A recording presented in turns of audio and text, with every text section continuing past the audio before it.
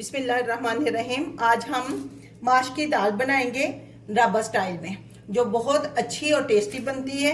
ये देखें कितनी अच्छी बनी है। उम्मीद है कि आपको पसंद आएगी, आप भी इसको बनाइए। तो चलो देखते हैं कि ये कैसे बनती है। आज हम माश की दाल बनाएंगे ढाबा स्टाइल से।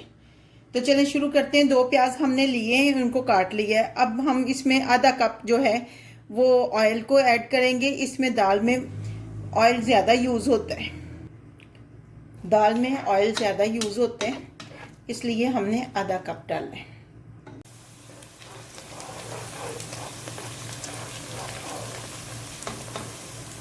एक table spoon ginger,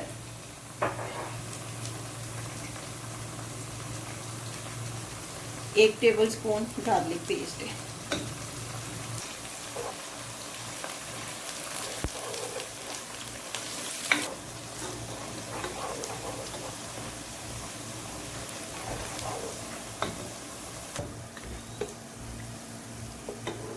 one 4 table spoon हमने हल्दी डाली है।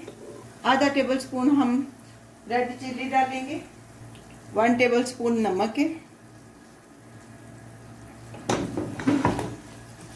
अब इसमें 2 चम्मच जो है ना, हम पानी डालेंगे।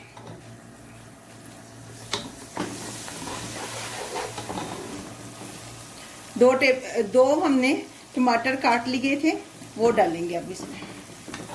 1/4 टेबल स्पून साबुत धनिया है, जिसको हमने क्रश कर लिया है। और 1/4 टेबल स्पून जो है ये क्यूमन सीड्स है, ज़ीरा पाउडर। 1 टेबल स्पून जो है हम ये टोमेटो पेस्ट डालेंगे। टोमेटो पेस्ट डालें या कश्मीरी मिर्च डालें, ताकि इसका कलर जो है वो अच्छा आ जाए। ये 1 चम्मच हमने और पानी का इसमें डाला है, ताकि अच्छी तरह हमारे जो टमाटर हैं वो गल जाए। दाल को हमने पहले 3 घंटे भिगो कर रख लिया था, इसको धो लिया है हमने। अब इसमें ऐड करेंगे और इसको 3 मिनट तक फ्राई करेंगे मीडियम फ्लेम पे। 5 मिनट तक हमने मीडियम फ्लेम पे इसको फ्राई किया है। फ्राई इसलिए करते हैं कि दाल का टेस्ट बहुत अच्छा आता है। अब हम इसमें 1 अदद काला लेमन डाल, इससे टेस्ट बहुत अच्छा आता है। जितनी हमारी दाल थी उतना ही हम पानी डालेंगे, लेकिन आप अपने इलाके और के हिसाब से डाल लें। बाज़ जगह पे दालें जल्दी गल जाती हैं और बाज़ पे नहीं। अब हम इसको ढक कर रख देंगे।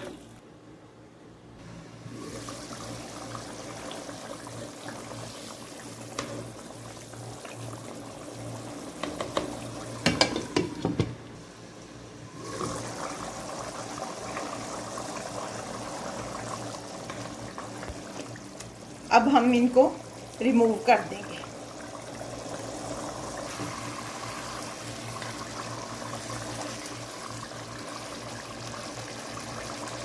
दाल हमारी तकरीबन गल चुकी है। अब हम पानी को ड्राई करेंगे। हाँ, गल चुके पानी को ड्राई करेंगे और इसको फ्राई करेंगे। अब हम इसमें कस्तूरी मेथी ऐड कर देंगे। आप फ्रेश धनिया भी डाल सकते हैं, मेरे पास इस वक्त नहीं है और लॉकडाउन की वजह से नहीं है, तो मैंने ये कसूरी मेथी डाल दी है। आप सब्ज़ धनिया भी डाल सकते हैं। अब हम फ्लेम को ऑफ करेंगे।